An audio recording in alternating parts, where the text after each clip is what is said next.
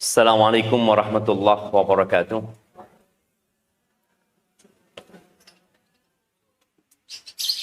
Yang pertama yang kita muliakan bersama sahibul bait ya, Bapak Yusuf Bassama dan keluarga, dan kepada emak-emak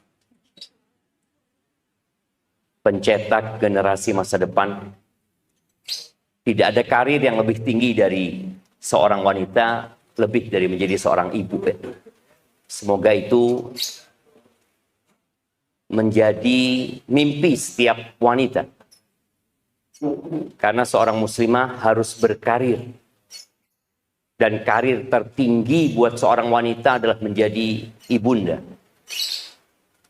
Bagaimana seorang anak diwajibkan menghormati ibunya, sekali, dua kali, tiga kali, tetap emaknya menjadi orang yang pertama harus dia muliakan. Alhamdulillah alladzi bi ni'matihi tatimmus shalihat. Segala puji bagi Allah Jalla Jalaluh yang karena nikmatnya kebaikan-kebaikan menjadi sempurna. Tidak ada kesuksesan yang diraih dan tidak ada keberhasilan yang dicapai. Dan tidak ada ibadah yang bisa dilakukan kecuali dengan nikmat yang Allah berikan kepada kita. Semoga semua yang hadir tidak menjadi seperti Qarun, yang ketika Allah perintahkan kepada dia untuk berbagi dengan hartanya, agar berbuat baik dengan apa yang Allah berikan kepadanya kepada manusia. Wa ahsin ilallahi kama ahsanallahu ilaik. Allah mengatakan berbuat baiklah engkau kepada manusia sebagaimana Allah berbuat baik kepada dirimu. Wala tabghil fasada fil ardh. Jangan berbuat kerusakan di muka bumi ini. Apa kata Qarun? Qarun mengatakan innama utituhu ala ilmin 'indi. Qarun mengatakan aku bisa seperti ini karena ilmu yang diberikan kepada aku. Karena usaha dan upayaku, karena sekolahku. Akhirnya Allah tenggelamkan Qarun bersama rumah yang dia miliki dan gudang-gudang harta yang dia punyai. Allah mengatakan fakhasafna bihi wa bidarihil ard. Kami benamkan dia dan rumahnya ke dalam bumi. Makanya sekarang orang kalau menemukan harta terpendam, apa kata mereka? Harta karun. Ini harta karun. Padahal nggak ada harta karun. Udah habis Qarun bersama hartanya. Apa yang menyebabkan Qarun seperti itu? Karena dia lupa menisbatkan nikmat kepada pencipta. Ingat, kita nggak punya apa-apa. Kita tidak bisa berbuat apa-apa. Kita tidak mampu berbuat sekecil apapun. Kecuali karena pertolongan Allah Azza wa Jalla. Kita bisa sholat karena Allah. Kita bisa duduk kajian saat ini juga karena Allah Azza wa Jalla. Maka pujilah dan pujalah Allah Jalla Jalaluh. Karena memang alhamdulillahi rabbil alamin. Orang yang sedang susah. Emak-emak ada yang susah hari ini? Adalah. Yang punya masalah? Ada insya Allah. Tapi salat subuh, apa yang dia katakan tadi? Alhamdulillahi rabbil alamin. Salat duha, dia katakan juga alhamdulillahi rabbil alamin. Nanti salat duhur, alhamdulillahi rabbil alamin. Salat asar, maghrib, isya. Karena sejatinya kita jamaah, kita ini berbolak-balik di dalam nikmat Allah Jalla Jalaluh. Tapi kita sering lupa. Allahumma salli wa sallim ala abdika wa rasulika sayyidina wa maulana Muhammadin wa ala alihi wa ashabihi ajma'in. Ya Allah, semoga salawat dan salam, berkah dan nikmat senantiasa Engkau curahkan untuk hamba kekasih-Mu, untuk baginda Nabi kita Muhammad alaihi salatu wassalam, untuk keluarga beliau, untuk istri-istri beliau, untuk putra-putri beliau, dan untuk seluruh sahabat Nabi. Semoga Allah meridhai kita bersama mereka. Amma ba'd. Jamaah rahimakumullah. Sedikit menyegarkan ingatan kepada Allah Azza wa Jalla. Membangunkan hati yang masih tertidur. Mengingatkan mereka yang terlena dalam mimpi dan angan-angan indah. Ketahuilah bahwa Allah menciptakan bumi ini, Allah menjadikan dunia ini sebagai darul bala. Negeri bala. Kita harus ingat itu. Asal muasal manusia itu dari mana? Dari mana kita sebenarnya? Dari surga. Allah Jalla Jalaluh ketika menciptakan Nabi Adam, nyuruh Nabi Adam tinggal di surga. Silahkan engkau nikmatin itu semua yang ada di surga. Tanpa ada larangan. Kecuali apa larangannya? Mendekati satu pohon. Memang manusia ini punya sifat kepo. Kalau suami ibu ngomong sama ibu-ibu, sayang, semua lemari di rumah sini boleh dibuka, kecuali yang pojok itu ya, jangan dibuka. Di situ ada 100 lemari, dan hanya ada 1 lemari yang tidak boleh dibuka. Kira-kira apa yang dilakukan ibu-ibu? 99 lemari ditinggal. Dia cuma kepingin tahu itu apa. Kemudian dibuka benar. Padahal cuma ada tulisan, kamu buka kan? Itu tulisannya. Itu manusia. Semua yang dilarang itu, biasanya dia akan sukai. Asal muasal manusia ada di surga Allah Azza wa Jalla karena satu kesalahan. Maka Allah turunkan Nabi Adam ke muka bumi ini. Dan apa pesan Allah ketika manusia turun ke muka bumi ini? Anak ingin semuanya membuka surat Toha. Nah, surat Toha ayat 121.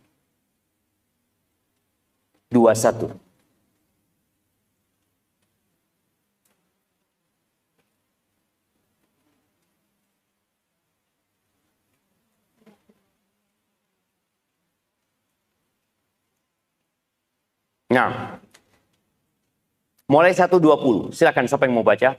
Dibaca 120 sampai 126.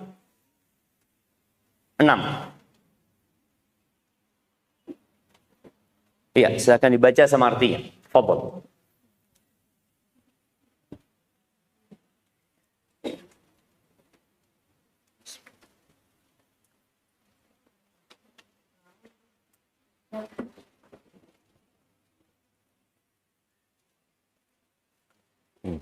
أعوذ بالله من الشيطان الرجيم بسم الله الرحمن الرحيم وَوَسْوَسَ إِلَيْهِ الشَّيْطَانُ قَالَ يَا آدَمُ هَلْ أَدُلُّكَ عَلَىٰ شَجَرَةِ الْخُلْدِ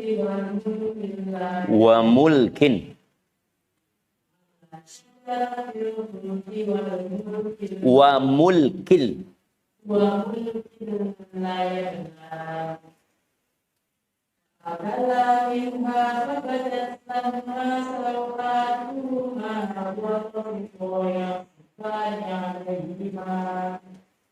يخصفان عليهما من ورق الجنة وعصى آدم ربه فغوى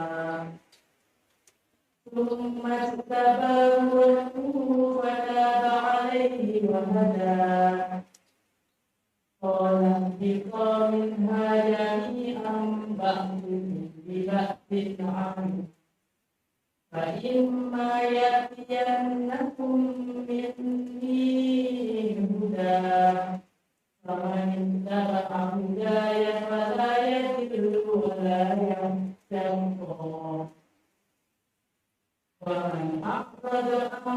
الرزق فإن له معيشة ضنكا ونحشره يوم القيامة أعمى قال رب لم حشرتني أعمى وقد كنت بصيرا قال كذلك أتتك آياتنا فنسيتها وكذلك اليوم تنسى. Barakallahu fiik. Baik, artinya dibaca. Kemudian setan membisikkan pikiran jahat kepadanya dengan berkata, wahai Adam, maukah aku tunjukkan kepadamu pohon keabadian, khuldi, dan kerajaan yang tidak akan binasa.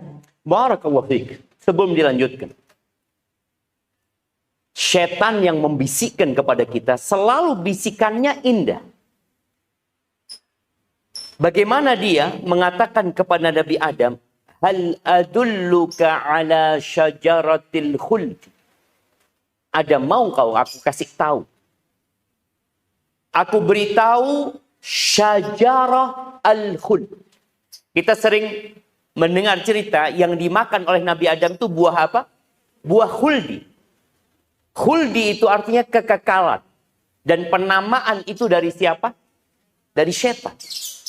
Ditipu Nabi Adam. Nabi Adam dibisikkan, engkau bakal mati, engkau bukan malaikat, engkau bukan penduduk surga, engkau bakal mati. Engkau mau nggak aku kasih tahu pohon yang kalau engkau makan, engkau akan kekal. Dan kerajaan yang tidak ada habisnya.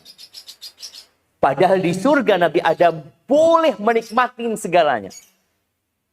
Tapi bagaimana bisikan setan masuk dan berhasil. Padahal manusia pertama yang digoda iblis itu siapa? Ya Nabi Adam. Sekarang Nabi Adam di mana? Meninggal dunia. Iblis mati? Enggak. Kemudian iblis menggoda kaumnya Nabi Nuh alaihissalam. Sampai Nabi Nuh meninggal dunia. Iblis mati? Enggak. Melanjutkan menggoda kaumnya Nabi Hud alaihissalam. Nabi Hud meninggal dunia. Iblis mati? Enggak. Terus digodain kaumnya Nabi Soleh, kaumnya Nabi Ibrahim, kaumnya Nabi Musa, kaumnya Nabi Isa, dan kaumnya Nabi Muhammad alaihi salatu wassalam. Nabi kita Muhammad alaihi salatu wassalam meninggal dunia dan iblis belum mati. Anak ingin semua dapat menggambarkan bagaimana pinternya dan pengalamannya iblis. Berapa ribu tahun dia punya pengalaman menggodain manusia. Apalagi godain orang kayak kita. Dan akhirnya, lanjutkan. Lalu keduanya memakannya, lalu keduanya angkat mereka dan kemudian keduanya menduduknya di daun-daun yang ada di surga. Dan telah durhakalah kepada Tuhannya dan sesat. Lanjutkan. Kemudian Tuhannya memilih dia, maka dia menerima tobatnya dan memberinya petunjuk. Barakallahu fikum. Inilah kondisi manusia. Kita perlu sadar bahwasanya ada sifat kemanusiaan yang buruk. Sifat itu adamul qana', nggak puas. Ana dari tadi masuk ke perumahan Ar-Raya, melihat rumah besar-besar. Tapi ada tulisan dijual. Lewat lagi, dijual lagi. Kenapa dia bikin rumah kemudian dijual? Oh, mati mereka. Boleh jadi. Jadi ketahuilah bahwa manusia itu tidak akan mati kecuali ada angan-angan dia yang belum terlaksana. Siapapun. Angan-angan itu melewatin ajal dia. Nabi Adam alaihissalam akhirnya makan buah itu. Padahal dia diperbolehkan makan dari semuanya. Tapi kenapa harus makan buah itu? Setan lagi yang membisikkan. Dan manusia tadi punya sifat ingin tahu. Kemudian dia juga punya sifat nggak puas. Akhirnya Nabi Adam menyimpang dari jalan yang Allah tetapkan. Akan tetapi Allah terima taubat. Dan Allah berikan petunjuk. Baik. Apakah dengan diterima taubatnya, Nabi Adam tidak dihukum? Dihukum.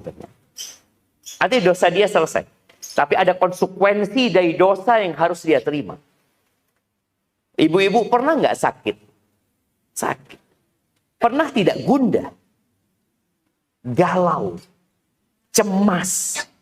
Capek. Lelah. Semua itu karena dosa-dosa itu. Cuma kadang-kadang kita nggak ngerasa gitu. Aku kan udah istighfar, Ustaz. Aku udah tobat, Ustaz. Iya. Nabi Adam tobat dan tobatnya diterima, tapi tetap Allah hukum untuk turun ke muka bumi. Ada konsekuensi yang harus dilakukan. Ya udah diterima, tapi dosanya sudah dihapuskan sama Allah Azza wa Jalla. Baik. Apa kata Allah kepada Nabi Adam, Hawa, dan kepada iblis tentunya? Lanjutkan. Ya Allah berfirman, "Tentulah kamu berdua dari surga bersama-sama. Sebagian kamu menjadi musuh bagi sebagian yang lain.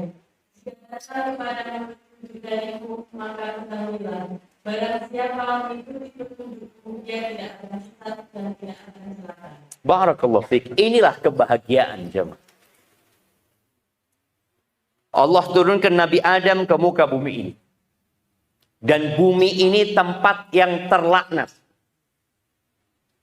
Tempat yang terkutuk. Tempat pengasingan, bukan tempat tinggal. Nabi Adam nggak tinggal di muka bumi ini, mati beliau. Nabi kita Muhammad alaihissalam juga meninggal dunia. Dan jemaah perlu tahu bahwa semua yang kita lihat. Kita lihat ada air di kanan situ yang mengalir. Suatu hari air itu akan berhenti. Kayu. Kita lihat nih joglo yang terbuat dari kayu dan indah. Ketahuilah suatu saat dia akan rata sama tanah. Kita akan menjadi tanah dan akan kembali menjadi tanah. Kata Nabi SAW, ad-dunya mal'unatun mal'unun ma fiha. Dunia ini terlaknat, terkutuk. Dan semua yang di dunia itu terkutuk. Semuanya. Masa nggak ada yang nggak terkutuk? Ada ternyata.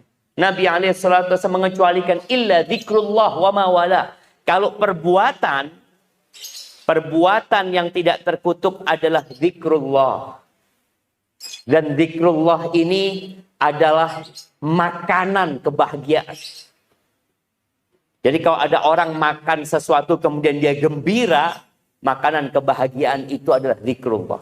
Itu tidak terkutuk. Wa ma wala, dan semua ketaatan kepada Allah tidak terkutuk. Jadi kalau perbuatan, zikrullah dan ketaatan kepada Allah. Adapun manusia, ada dua yang tidak terlaknat. Alimun au muta'allim. Orang yang alim, yang mengerti ilmu agama. Yang kedua, orang yang terus belajar ilmu agama.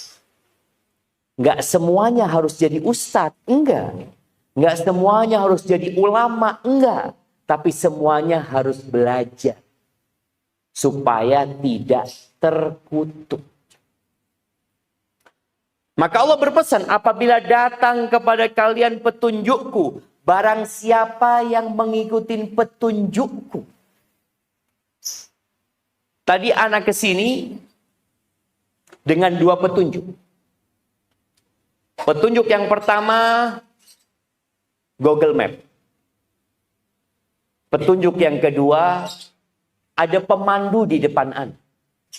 Yang mengatakan, Ustadz di belakang Anda. Ustadz ikutin mobil Anda. Iya. Anak ikutin mobil dan anak ikutin map. Kadang-kala mapnya ngomong ke kanan. Tapi pemandunya lurus. Anda ngomong, ikut mana ya? Anak pikir, oh boleh jadi pemandunya sudah pernah ke sini. Maka anak ikut. Ternyata pemandunya kesasar. Ikutlah kita kesasar. Anak kok muter lagi, subhanallah. Maka di sini kita nggak boleh salah mengambil petunjuk. nggak boleh salah memilih pemandu. Allah Azza wa Jalla mengatakan, apabila datang kepada kalian petunjuk dari aku. Pada zaman Nabi Musa, petunjuk yang Allah turunkan apa namanya? Taurat. Pada zaman Nabi Isa apa petunjuk namanya? Injil. Pada masa Nabi kita Muhammad alaihissalam dan sampai tutupnya dunia ini, petunjuk itu namanya Al-Quran Al-Azim. Maka barang siapa yang mengikuti petunjukku, dia akan dapat dua. Tidak tersesat dan tidak celaka. Dia akan bahagia di dunia dan di akhirat. Baik, barang siapa yang berpaling sekarang? Lanjutkan. Dan barang siapa berpaling dari peringatanku, maka sungguh dia akan menjalani kehidupan yang sempit. Dan kami akan mengumpulkannya pada hari kiamat dalam keadaan kita. Barakallahu fikum. Jelas sekarang. Kita kalau berpikir, apakah orang yang tinggal di Araya ini semuanya bahagia? Nah, jamaah. Siapa yang tinggal di Araya? Bapak Yusuf bahagia insya Allah. Iya, senyumnya menunjukkan kebahagiaan. Tapi Anda nggak tahu di balik pintu sana gitu kan. Iya. Mungkin orang berpikir bahagia semua. Belum tentu. Allah sudah kasih hukuman. Orang itu pasti nggak bahagia.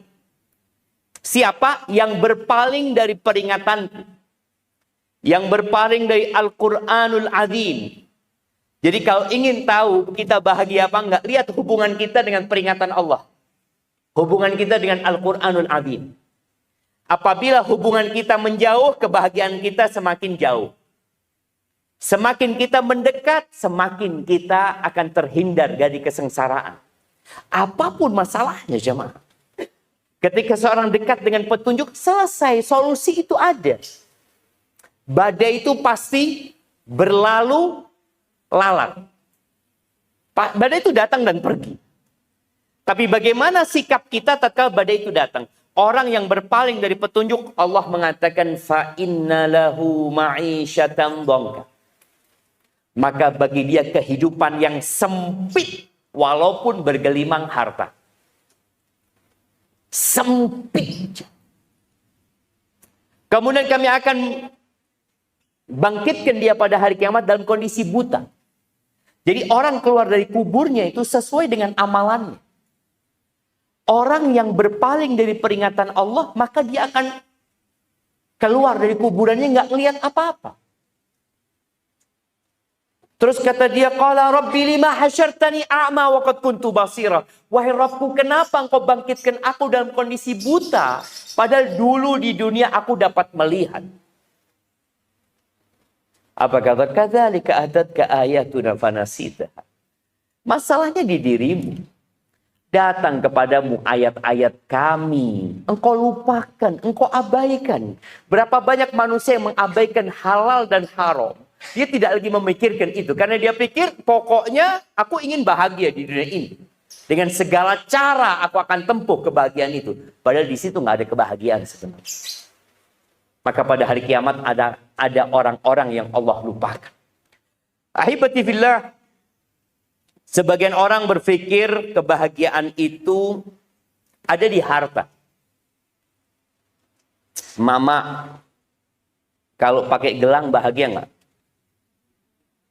Sekarang emak-emak bahagianya dengan tas umpamanya. Biasanya kalau kajian bawa tas taruh di depannya. Di sini kajian ini rutin kan? Iya, mungkin ke depan. Yang datang kajian bawa kresek saja.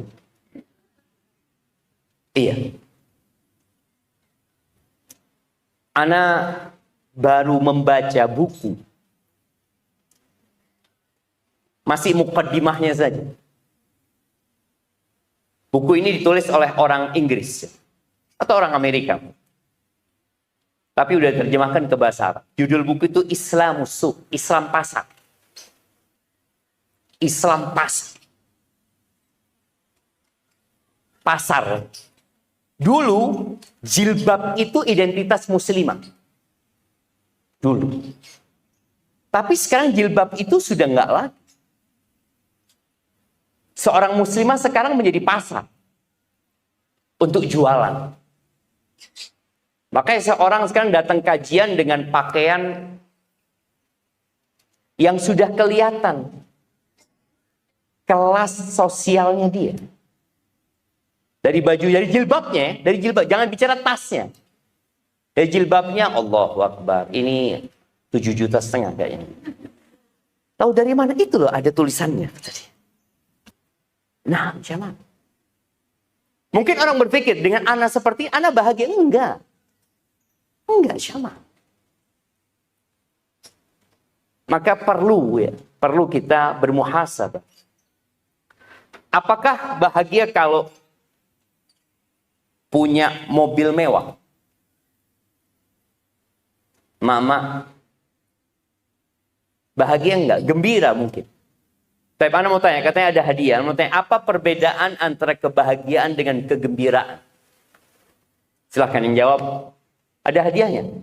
Iya, silahkan yang mau jawab kasih hadiah.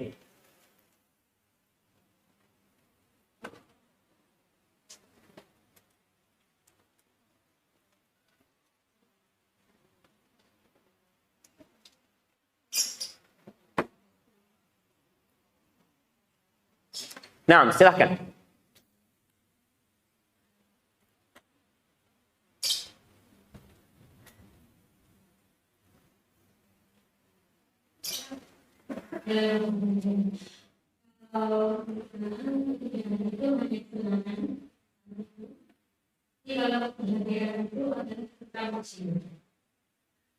Kalau kesenangan itu pada saat itu saja.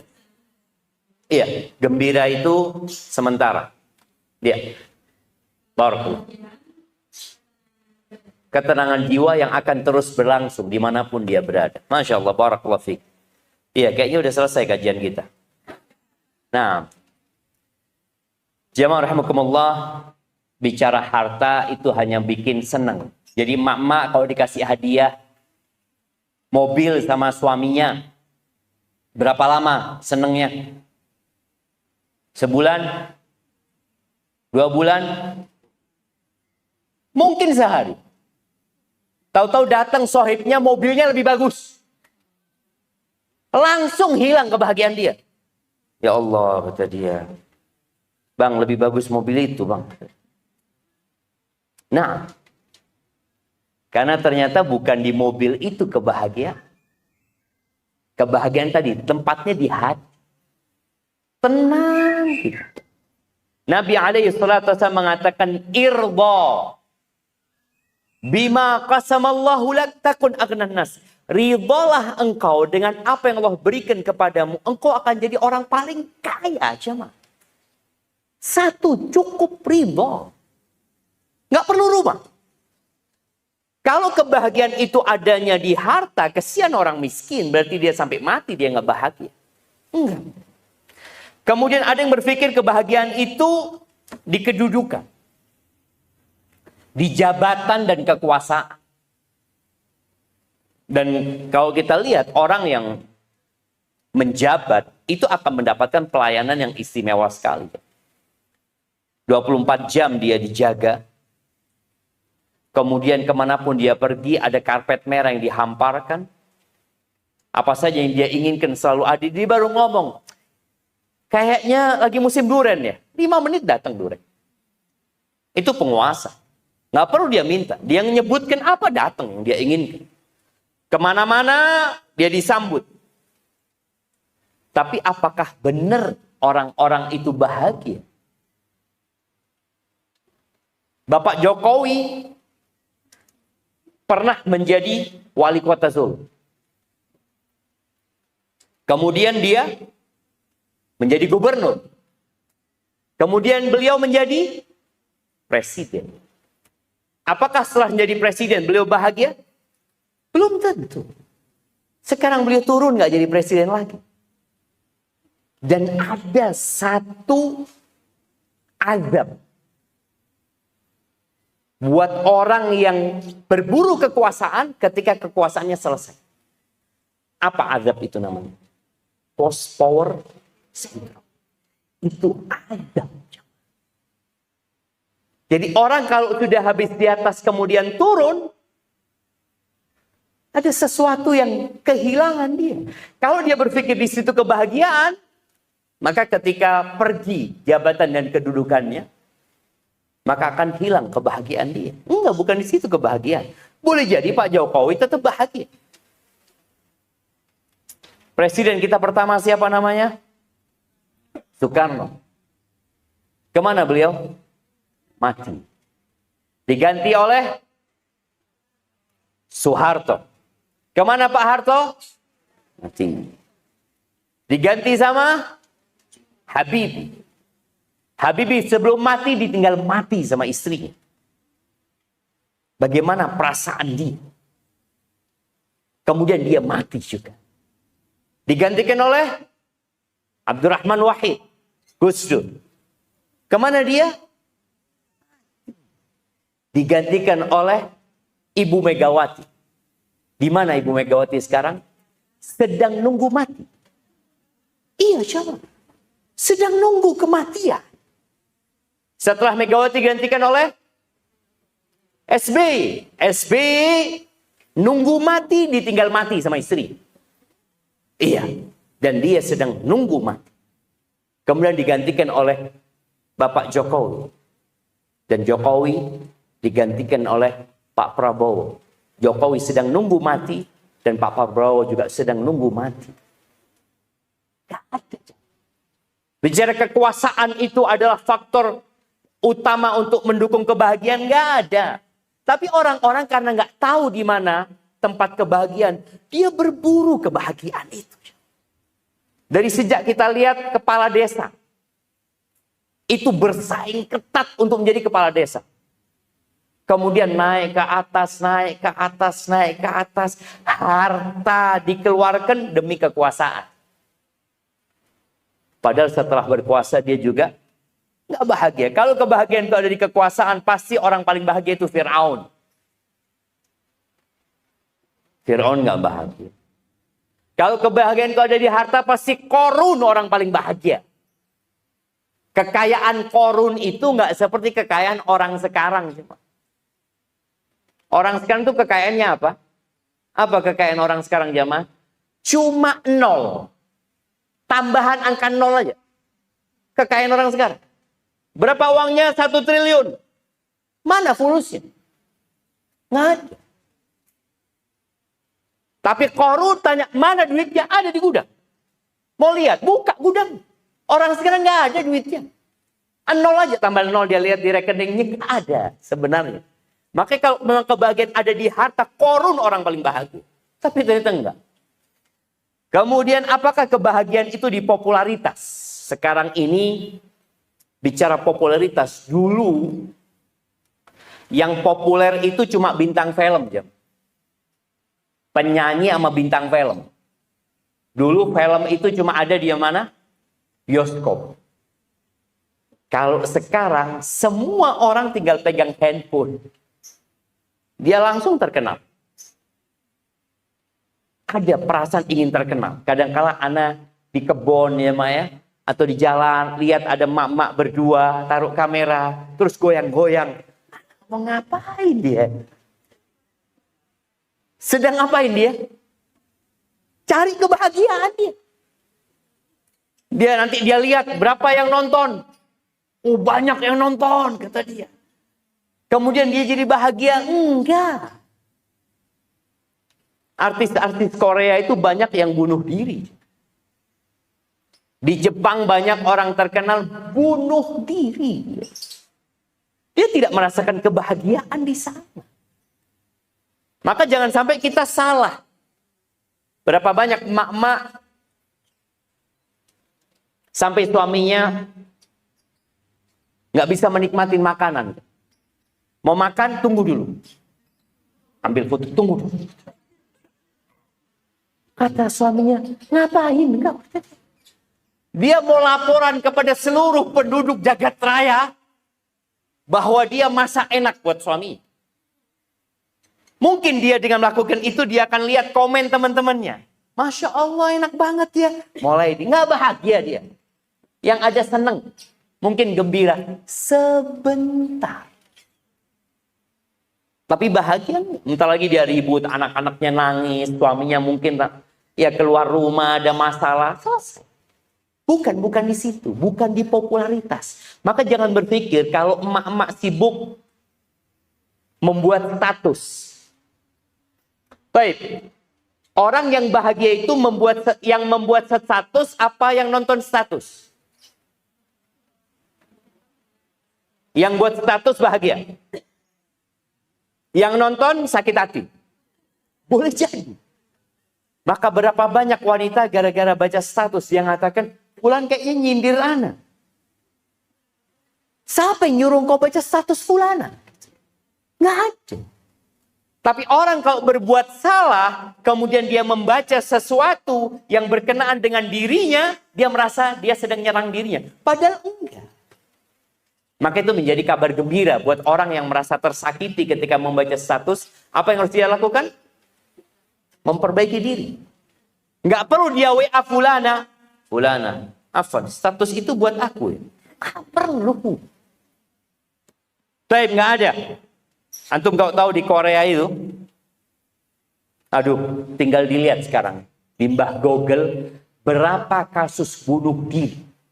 Bukan bunuh diri biasa, tapi bunuh diri artis. Kemudian ada yang berpikir kebahagiaan itu terletak di gelar akademis.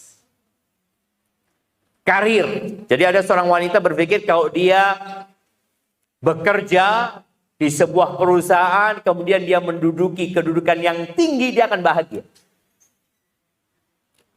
Ada seorang wanita di Arab Saudi, dia umur 40 tahun. Seorang wanita, rektor, belum nikah. Lalu setelah itu dia mengatakan, aku ingin berikan semua gelarku kepada siapa saja. Sekarang aku hanya minta satu. Ada yang manggil aku ibu. Di dalam diri wanita itu ada naluri keibuan. Yang nggak bisa dibohongi. Dia ingin ada yang manggil dia bunda. Umma, mama. Ingat, di situ tidak ada kebahagiaan. Anak, apakah anak itu menjadi tempat kebahagiaan? Tidak. Kalau tadi ada orang yang ingin punya anak, dia berpikir, kayaknya kalau aku punya anak, aku bahagia gitu. Kayak Fulana, Masya Allah, anaknya banyak ya. Anaknya pada berbakti sama dia. Ada orang tua yang dibunuh sama anak.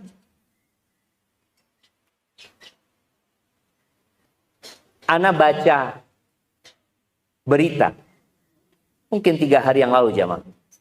Hati anak kayak diiris-iris. Ada seorang anak memperkosa ibunya sendiri.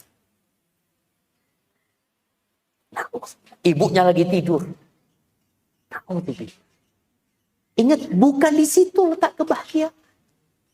Berapa banyak orang tua kalau lagi sakit hati sama anaknya ngomong apa? Nak, kepingin tak lepuk nomening kok nak. Iya. Artinya ternyata anak ini bukan tempat kebahagiaan. Iya, anak itu perhiasan. Harta itu perhiasan kehidupan dunia. Al-malu wal-banuna zinatul hayatid dunya. Ya. Harta dan anak itu perhiasan kehidupan dunia. Perhiasan. Yang namanya perhiasan itu ada waktunya kita bosan. Yang namanya perhiasan itu rata-rata nggak berumur panjang. Kita ingin perhiasan yang lain. Apakah emak-emak pernah puas dengan gelang yang dia pakai? Enggak. Ada model baru? Kepingin ganti dia. Makanya subhanallah jemaah. Nasihat anak buat emak-emak ingin bahagia. Jangan sering-sering buka pasar online ini. Kecuali mau beli sesuatu. Aku butuh, aku mau beli sendok, ya udah. Cari sendok. Karena kalau buka itu tampilan pertamanya, oh lagi diskon, lagi gratis ongkir, semuanya dia buka. Sudah masuk ke tujuannya. Subhanallah. Iya, anak ingat bagaimana ayah ana nganter ibu ana ke pasar. Kadangkala ana yang nemenin ibu. Ayah nganter terus pulang. Ayah ngomong nanti ayah jemput, bapak jemput, kata dia, insya Allah 1 jam lagi. Oke ya. Akhirnya karena waktunya terbatas, ibu anak itu sudah bawa catatan. Dia beli ini, dia pulang. Sekarang pasarnya ada di tangan. Jadi emak-emak apa perlu pamit sama suami? Bang, mau ke pasar bang. Ada yang pamit sama suaminya kalau mau buka marketplace? Iya. Pernah pamit istrinya Pak Yusuf? Nggak ada sekarang, nggak ada pamit. Tahu-tahu, tok-tok. Apaan ini kata dia? Udah ke pasarnya nggak izin dia. Apa kira-kira perlu izin suami ibu-ibu kalau mau ke pasar online? Perlu nggak? Iya. Coba nanti kita tanyakan ke para ulama apakah harus izin ketika masuk pasar? Karena kalau sudah masuk pasar, pasar itu tempat yang paling dibenci sama Allah Azza wa Jalla. Tolong baca doa masuk pasar. Tapi ingat, kebahagiaan itu tidak di sana. Anak-anak bisa menjadi faktor kebahagiaan. Ya, kalau anak-anak soleh-soleha. Bagaimana dengan Nabi Nuh yang anaknya durhaka? Apakah Nabi Nuh bahagia? Bahagia. Karena kebahagiaan itu bukan di anak sebenarnya. Ketika seorang menerima dengan takdir Allah Azza wa Jalla, selesai sudah. Maka ahibati fillah, letak kebahagiaan itu di hati. Dan semua orang punya hati. Presiden punya hati, tukang sampah punya hati. Ajudan presiden punya hati. Dan boleh jadi ajudan presiden lebih bahagia daripada presiden. Seorang yang rumahnya besar punya pembantu. Boleh jadi pembantunya lebih bahagia daripada yang punya rumah. Karena bahagia itu adalah tuma'nina fil qalbi. Jadi bahagia itu adalah kedamaian. Ketentraman di dalam hati. Ada 3 kalau kita mau lihat tanda orang bahagia. Yang pertama, dia bersyukur ketika mendapatkan nikmat. Yang kedua, dia bersabar ketika mendapatkan musibah. Yang ketiga, dia beristighfar ketika berbuat dosa. Kalau bicara syukur, yang pertama ini syukur. Allah Azza wa Jalla memberikan kepada kita nikmat yang tidak bisa dihitung. Coba buka firman Allah Azza wa Jalla.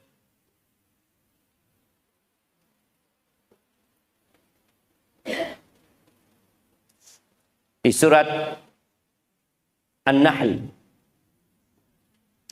ayat 18. An-Nahl ayat 18. An-Nahl ayat 18. Nah, silakan dibaca. Siapa yang mau baca?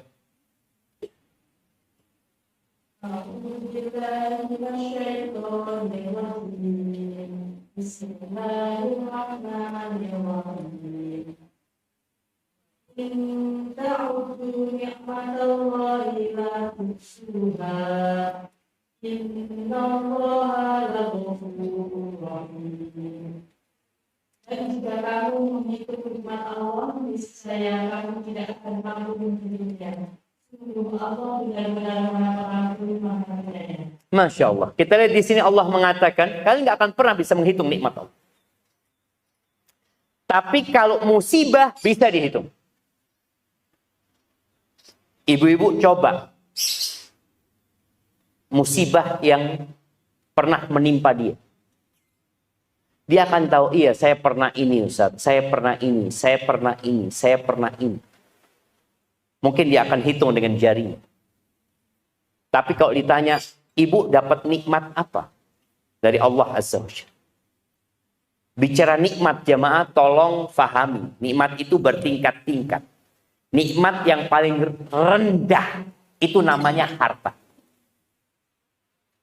Nikmat yang paling rendah yang kita ngelihat orang-orang tiap pagi keluar dari rumahnya, berebut ke tempat kerja, mereka sedang mencari nikmat yang paling rendah. Namanya harta, tapi itu nikmat. Harus disyukuri. Nikmat yang kedua, Taib, ana mau tanya, yang bisa jawab kasih hadiah. Ada 4 tingkatan nikmat tadi. Ana udah sebutin yang pertama, harta, kedua, ketiga, yang paling tinggi yang keempat. Siapa yang mau jawab? Nah, silakan. Angkat tangan yang mau jawab ya. Angkat tangan yang mau jawab.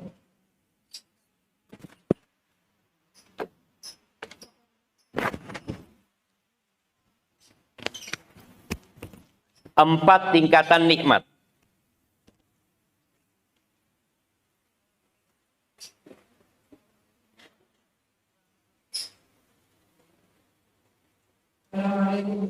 Waalaikumsalam warahmatullahi wabarakatuh. Yang pertama nikmat harta paling rendah. Iya. Yang kedua iman, Islam, sehat. Ada 4 tingkatan. Mulai paling rendah. Paling rendah itu harta tadi disebutin. Baik, yang nomor 2 sehat. Yang nomor 3 usia. Nah, yang nomor 4 iman. Tapi nggak apa-apa, kasih hadiah. Iya. Yang pertama itu nikmat tadi harta yang paling rendah. Yang kedua sehat. Buktinya apa? Orang itu siap mengeluarkan hartanya. Subhanallah, di Jember itu ada satu orang sakit. Anak punya kawan, dia ngomong, anak punya kawan sakit Ustaz, di Jember Ustaz. Ada masalah di paru-parunya, berangkat ke Singapura. 2 pekan Ustaz, habis 10 miliar. Kita lihat bagaimana harta yang dia kumpulkan, dia keluarkan demi dapat nikmat sehat. Supaya kita tahu nikmat harta ini rendah sekali jam. Ternyata pulang dari Singapura tetap sakit. Ada cerita di Madinah, satu orang kaya jam. Dia punya gedung-gedung apartemen 8. Gedung apartemen ini yang disewakan, yang dijual 8. Jam. Dia sakit, satu gedung dijual jam. Dia berobat ke Jerman. Gedung kedua dia jual, ketiga dia jual, keempat dia jual, kelima sampai ke-7 semuanya dia jual. Dia pulang sakit. Cuma kita jarang mensyukuri nikmat sehat ini. Makanya tadi dikatakan orang nggak bahagia karena kau berpikir harta. Ketika kau lihat enggak, harta itu nikmat paling rendah. Kenapa kau harus berebut harta? Dan emak-emak ini dengan hartanya menjadi sakit. Iya. Anak punya bibi rahimahullah, dia cerita dia buka tempat pembelian mobil sama ganti oli ya, atau ganti oli dia. Dia cerita suatu hari ada satu perempuan dengan mobil mewahnya ya, dengan riasannya, dengan gelang-gelangnya. Duduklah dia nunggu mobilnya diservis. Bibi Ana tanya, ngatakan, ya Allah ibu ini seneng ibu ya hidupnya ya, kata dia. Masya Allah. Dia katakan, dulu ketika saya belum kaya, saya itu ngelihat orang makan donat yang enak-enak, yang mahal, kepingin saya. Ternyata setelah saya kaya, saya nggak boleh makan itu. Boleh. Tadi dengan harta yang dia miliki rusak nikmat sehat dia. Kenapa? Karena mama nggak kerja lagi sudah. Sekarang yang sehat mama nih kalau periksa ke dokter yang sehat apa? Jarinya. Karena semuanya mencet aja. Mencet sini, mencet sini, mencet sini, mencet sini. Sampai mobil, Ana pernah ngomong sama sohib Ana. Ketika semua mobil dibukakan. Dulu kita mau nurunkan kacanya mobil itu. Baru turun jam. Terus mobil belum power steering jam. Jadi orang ketika naik mobil itu, ya Allah dia perlu tenaga. Kemudian dikasih kemudahan. Power steering. Terus power windows ya. Tapi dulu kacanya itu dipencet masih nunggu mencet lama baru turun. Sekarang enggak. Pencet satu langsung turun sendiri. Pintunya enggak perlu buka sekarang. Buka pintu dipencet. Ana ngomong sama temennya. Ini kayaknya mobil buat orang kena stroke. Kenapa? Karena dia enggak kerja Pak. Tidak ada energi yang dia keluarkan. Padahal makannya enak. Padahal makannya banyak. Jangan sampai nikmat harta ini membuat kita kehilangan nikmat sehat. Terakhir Ana ngomong sama istri Ana. Istri Ana di sini. Ana ngomong, sudah nggak usah pakai pembantu. Ana ngomong. Kenapa? Supaya gerak. Dan kata istrinya betul. Ketika nggak ada pembantu, dia lihat langkahnya sebelum zuhur sudah 10.000 langkah. Di rumah saja. Kenapa? Ya karena nyapu, ngepel, semuanya ini itu. Ketika ada pembantu, apa yang dilakukan? Ya, itu bersihkan. Ya, yang itu kenapa? Yang itu, iya ya. Yang itu, kakinya nggak melangkah, jemaah.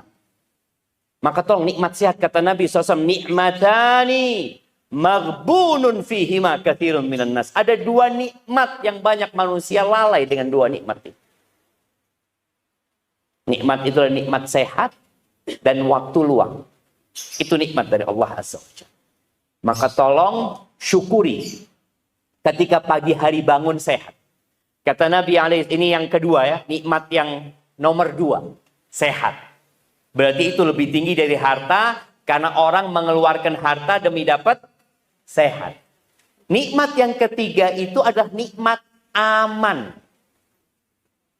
Nikmat aman. Yang banyak orang miskin tidak bersyukur atas nikmat aman. Lebih aman rumah orang kaya apa rumah orang miskin? Oleh orang miskin. Rumahnya nggak dikunci, nggak ada yang masuk. Orang miskin motornya, kontaknya lupa kontaknya. Nggak ada yang naikin. Aman dia. Coba orang yang mobilnya bagus, masuk ke minimarket. Dia tahu parkirnya sebelah motor. Dia beli di minimarket sambil lihat mobilnya. Jangan sampai ke Allahu Akbar. Nikmat aman. Makanya sebagian orang mobilnya baret, hatinya ikut baret. Ana ingat satu sohib dulu cerita. Ana punya abah azan di rumah. Ana kenapa azan? Semua dimarahin sama abah katanya. Kenapa? Oh ternyata mobil abah kesempet becak. Ketika orang merasa aman keserempet, aduh alhamdulillah lah yang baret kan mobil gak hati kita. Sudah bismillah. Dan ada seorang polisi Masya Allah jemaah. Dia ngomong. Suatu hari Ustaz, Ana pernah ditabrak Ustaz sama orang. Ditabrak sama orang. Ana keluar pakai baju polisi. Orang itu ketakutan yang nabrak. Kata orang ini, nggak apa-apa.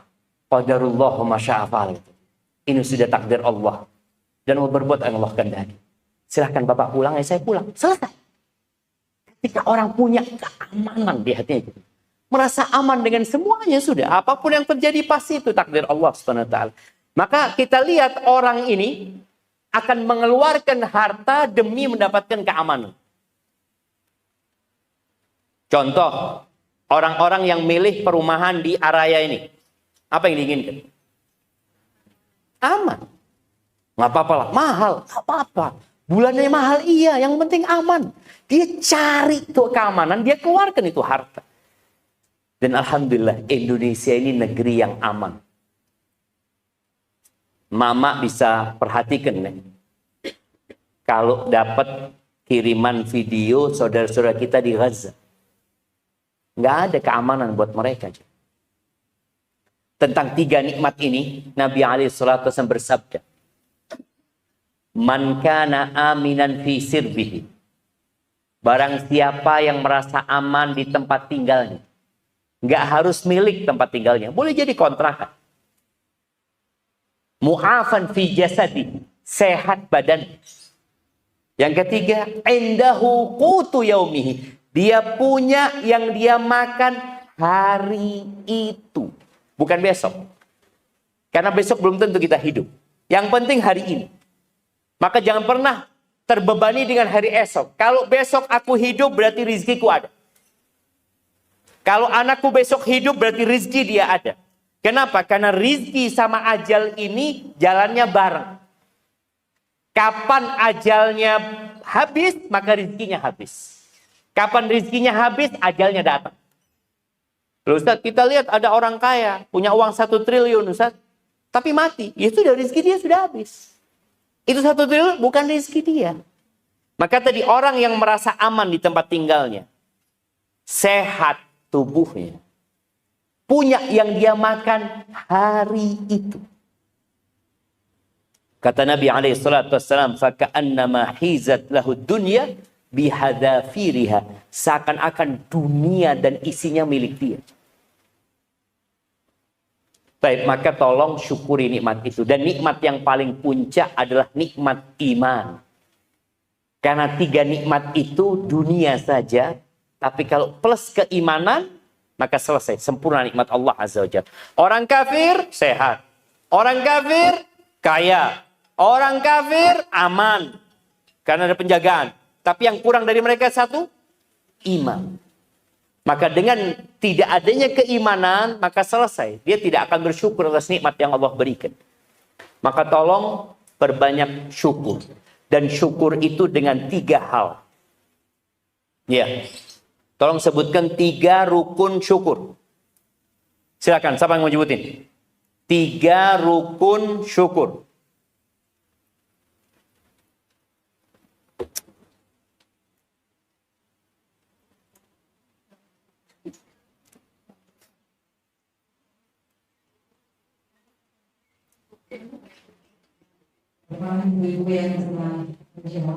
Tiga rukun syukur.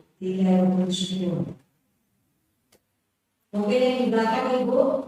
Nah, Oh iya. ini yang depan ini.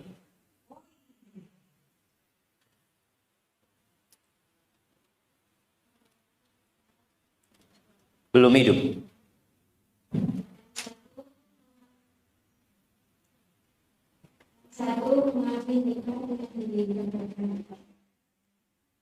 Yang pertama apa? Mengakui dengan hati. Oke. Mengakui dengan hati atas nikmat yang Allah berikan. Kalau itu nikmat dari Allah, bukan karena usahaku, bukan karena kepintaranku, itu nikmat dari Allah. Oke. Yang kedua.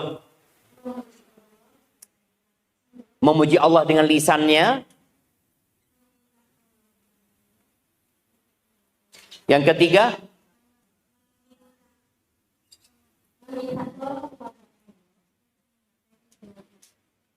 Menggunakan nikmat itu dalam ketaatan kepada Allah untuk menggapai ridhonya. 3. Barakallahu fiik. Jadi rukun syukur itu dengan hati, dengan lisan, dan dengan raga. Jadi jangan cuma ngomong alhamdulillah, alhamdulillah, alhamdulillah, alhamdulillah, tapi hati tidak merasa itu dari Allah Azza wa Jalla. Ada sebagian orang yang merasa nikmat itu karena usahanya. Karena kepandaiannya. Karena aku. Maka tolong hindarin kata-kata aku. Karena kata-kata aku, Qarun dibenamkan di bumi. Dan karena kata-kata aku, Fir'aun ditenggelamkan di lautan. Dan karena kata-kata aku, iblis ditenggelamkan di neraka. Maka selalu hati mengakui ini dari Allah. Ini dari Allah, bukan karena aku. Ketika cerita, Bapak gimana kok bisa sukses ini tuh? Oh iya, saya memang pekerja keras. Ini orang lupa sama nikmat yang Allah berikan. Ketika mengatakan saya, selesai. Dia nggak bersyukur. Tapi ketika alhamdulillah atas pertolongan Allah, saya bisa mendapatkan ini. Atas bimbingan Allah, atas taufik dari Allah, maka hindarin kata-kata aku. Itu hati mengakui, lisan memuji Allah Azza wa Jal. Perbanyak baca alhamdulillah, alhamdulillah, alhamdulillah, alhamdulillah. Sambil nyapu ucapkan alhamdulillah, alhamdulillah, alhamdulillah. Dalam setiap nikmat yang Allah berikan katakan alhamdulillah. Nabi SAW dalam kondisi susah pun mengatakan apa? Alhamdulillahi ala kulli hal. Segala puji bagi Allah dalam semua kondisi. Baik. Itu lisan. Raga kita menggunakan nikmat itu dalam ketaatan. Bagaimana Allah kasih nikmat handphone, kita gunakan handphone ini untuk ketaatan. Bagaimana Allah kasih nikmat mata, Allahu Akbar jamaah. Bicara nikmat mata ini, yang kalau semua harta yang dimiliki oleh kita ditimbang dengan nikmat mata, nggak cukup. Lebih banyak nikmat mata yang Allah berikan kepada kita. Bagaimana supaya kita bisa bersyukur? Di antara caranya yang pertama minta tolong sama Allah. Baca doa di akhir sholat. Sebelum salam atau sesudah salam. Allahumma a'inni ala dzikrika wa syukrika wa husni ibadati. Itu yang pertama. Minta tolong sama Allah. Karena tanpa bantuan Allah kita nggak akan bisa bersyukur. Yang kedua, lihatlah kepada yang di bawah kita.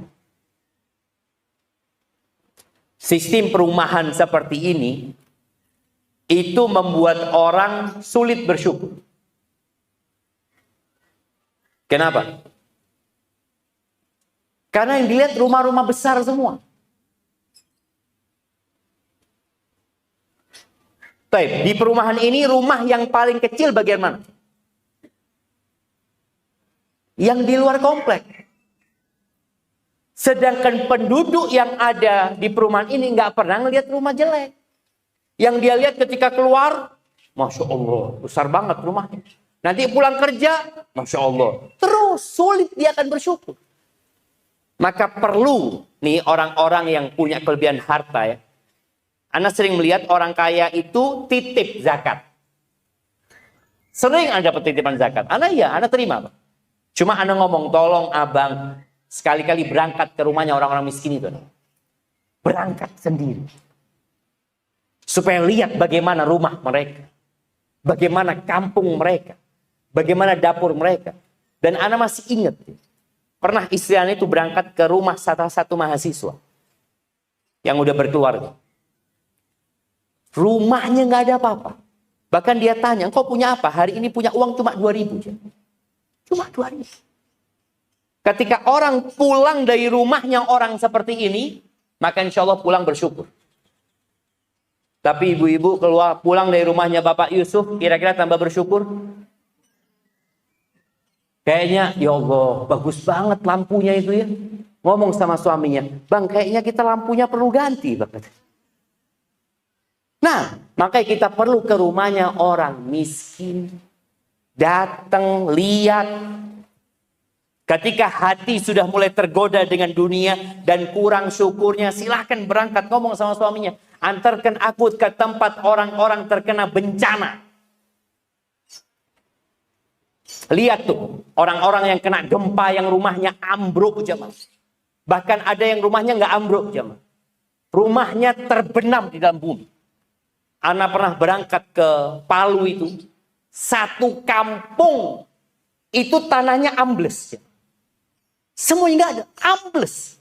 Di situ ada rumah yang jumlahnya ratusan, ada mobil, ada kulkas, ada TV, ada manusia, ambles. Maka untuk membantu kita bersyukur, berangkatlah ke tempat-tempat bencana, lihatlah kepada yang di bawah kita. Tadi kita itu kadang-kala sering bagi umpamanya Jumat berkah. Ya kadang-kala ibu nasi ini itu dibagikan di jalan. Ana kemarin ngomong di kampus ngomong sama mahasiswa. Kayaknya kalau antum bagikan di pinggir jalan nggak tepat. Kenapa? Kadang-kala satu orang di pinggir jalan dapat 2, dapat 3, dapat 4. Padahal dia mungkin mampu. Tapi anak ngomong datang ke rumahnya warga yang nggak mampu antum. Janda-janda yang ditinggalkan sama suaminya, yang sakit-sakit. Antum datang tiap Jumat sudah ditandain rumahnya fulana, rumahnya fulana, rumahnya fulana. Itu lebih tepat anak ngomong. Daripada antum bagikan di jalan. Itu membantu kita untuk bersyukur juga. Tadi kita ngeliat, ya Allah rumahnya orang ini. Akhirnya kita bukan cuma ngasih nasi. Jumat depan kita bawain kasur tuh orang. Karena kita tahu di rumahnya nggak ada kasur. Pekan depan lagi kita datang ke rumah itu, kita keramik tuh rumahnya orang itu. Karena masih tanah sebenarnya. Karena gentengnya bocor kadang-kala. Nah, kita yang hidup di perumahan seperti ini nggak tahu. Maka tolong emak-emak ini punyalah acara berangkat ke tempat-tempat bencana. Untuk apa? Untuk agar kita dapat kebahagiaan. Supaya kita bisa bersyukur. Tapi yang kedua, sabar terhadap musibah. Bicara sabar jamaah, ketahuilah tidak ada musibah yang menimpa kita kecuali karena perbuatan kita. Ma asabaka min hasanatin faminallah. Kata Allah, tidak ada kebaikan yang menimpamu kecuali itu dari Allah. Makanya kalau orang dapat nikmat selalu mengatakan Allah yang ngasih aku. Alhamdulillah. Wa ma asabaka min sayyi'atin famin nafsik. Kalau engkau terkena musibah itu karena dirimu sendiri. Jangan pernah menyalahkan Allah, karena ada orang-orang yang menyalahkan Allah. Mengatakan, ya Allah, saya ini kurang apa ya Allah? Saya sudah sedekah, saya sudah berangkat umrah, saya sudah berangkat haji. Kok saya dikasih penyakit kanker ya Allah? Ada orang yang seperti itu. Padahal orang semakin kuat imannya, semakin tinggi derajatnya, semakin besar cobaannya. Orang yang paling besar cobaannya itu para nabi jemaah. Asyaddun nasi bala'an al-anbiya. Orang yang paling besar balanya itu para nabi. Bukan semakin tingkatannya tinggi dikasih harta semakin banyak. Kita lihat bagaimana Nabi Musa dan bagaimana Fir'aun. Nabi Musa gembala kambing 10 tahun. Gembala kambing 10 tahun. Fir'aun berada di istana sana menikmatin kerajaannya. Puluhan tahun dia di sana. Tidak. Jadi jangan pernah berpikir bahwa saya tanda cinta Allah itu kita dikasih harta. Kita kasih nikmat-nikmat tadi itu enggak. Tapi dikasih iman. Makanya Allah Azza wa Jalla mengatakan di surat At-Taghabun ayat 11. Coba dibaca. Surat At-Taghabun ayat 11.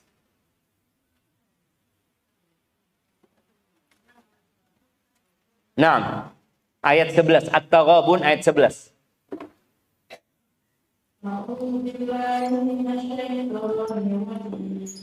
Bismillahirrahmanirrahim.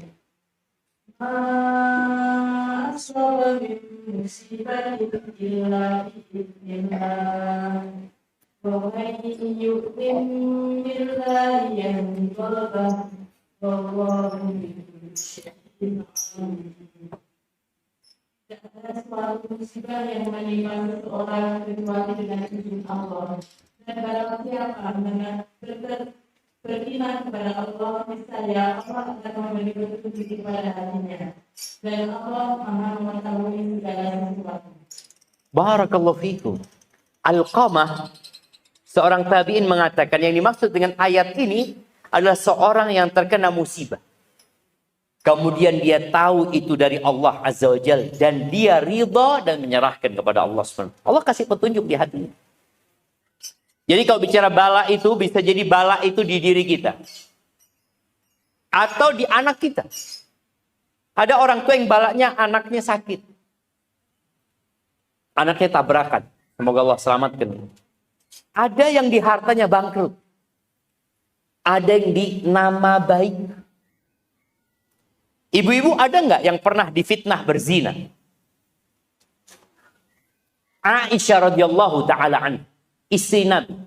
alaihi salatu wasallam. Supaya kita tahu bagaimana Allah memberikan bala kepada Nabi alaihi salatu wasallam.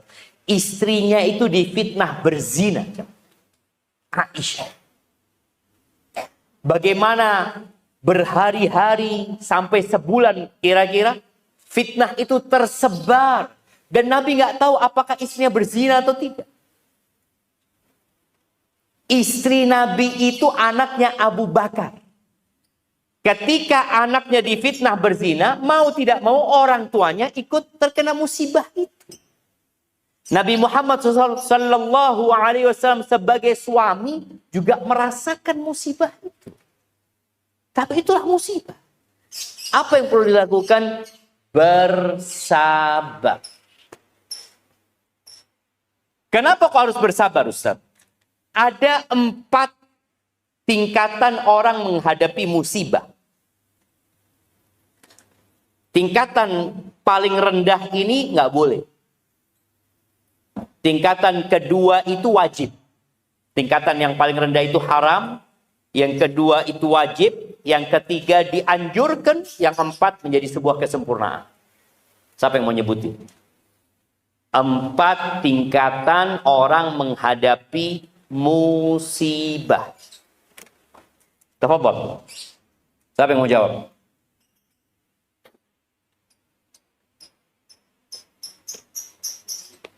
Nah, nggak boleh nyontek jamaah ya. Tanya sama Mbah Google lagi. Mungkin ada di barisan belakang. Iya, silakan bagian belakang.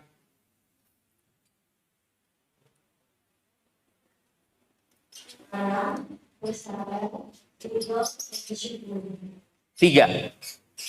Yang pertama apa yang haram? Marah, bersabar, ridha, syukur. Barakallahu fiik. Ahsan. Nah, pertanyaan selanjutnya, apa arti sabar? Kita tahu tuh ada tingkatan yang haram, namanya jaza. Jaza itu marah, nggak nerima. Tingkatan yang wajib itu namanya sabar. Tingkatan yang dianjurkan itu namanya ridha. Tingkatan yang menjadi kesempurnaan itu namanya syukur. Gimana orang bisa bersyukur atas musibah? Baik, apa makna sabar? Nah, nggak boleh nyontek jamaah. Sekarang itu orang tinggal cari. Itu yang di belakang mungkin bertanya di depan. Apa makna sabar? Oh iya. Nah, silahkan.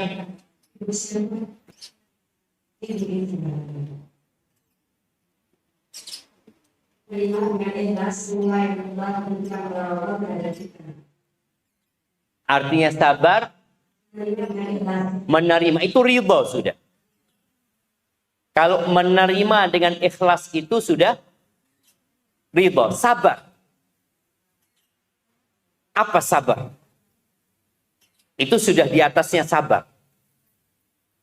Menerima itu namanya ridho. Sabar, jemaah. Sabar. Tidak. Nah, silahkan.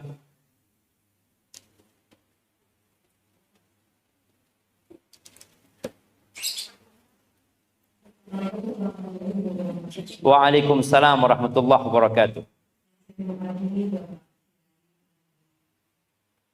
Saya mencoba mencoba saya. Siap.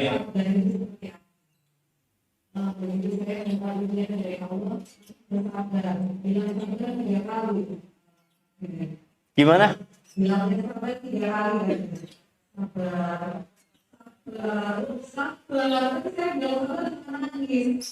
Nah, betul. Berarti apa sabar itu? Siap, betul.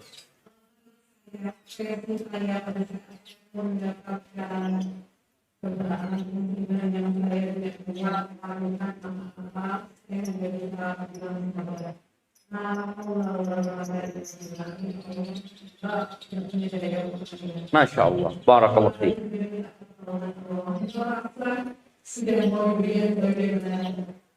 Iya, barakallahu. Iya, itu makna sabar, betul. Kasih hadiahnya. Iya, artinya orang sabar itu tadi. Sabar. Ya sabar itu nahan. Iya. Belum ridho ya. Sabar itu menahan diri dari melakukan perbuatan yang tidak sesuai dengan syariat dan tidak sesuai dengan akal sehat. Baik itu dengan lisan atau dengan perbuatan. Jadi sabar itu nahan memang. Nahan, ya Allah. Lalu dia mengatakan inna lillahi wa inna ilaihi raji'un. Dia mengatakan itu. Jadi sabar itu bukan ridho. Ridho itu sudah naik jemaah. Jadi orang sabar ini bagaimana ketika dia mendengar musibah. Buat ibu-ibu musibah terbesar itu apa? Suaminya mati apa suaminya kawin lagi? Ibu-ibu.